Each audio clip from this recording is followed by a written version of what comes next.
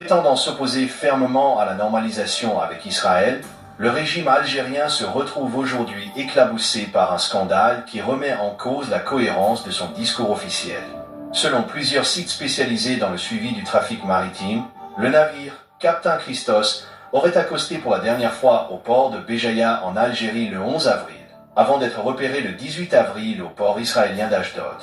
Que transportait ce vraquier battant pavillon libérien depuis l'Algérie vers Israël?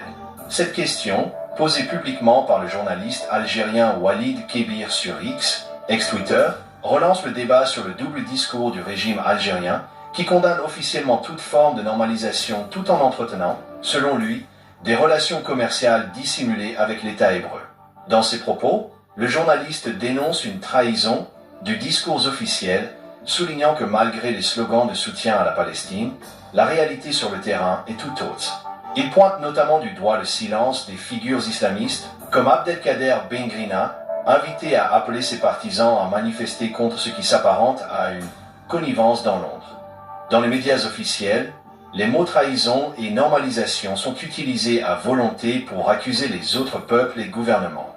Mais lorsqu'il s'agit des intérêts du régime, c'est silence radio, déplore-t-il.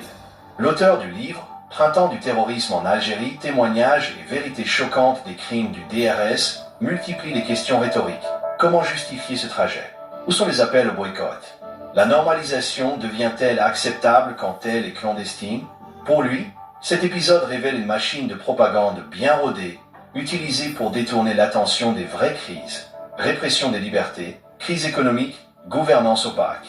Ce scandale confirme que le régime militaire algérien n'est rien d'autre que des marchands de la détresse des peuples, avec une machine de propagande destinée à une consommation purement interne pour distraire le peuple de ses véritables crises. Répression des libertés, effondrement économique, etc., a-t-il écrit.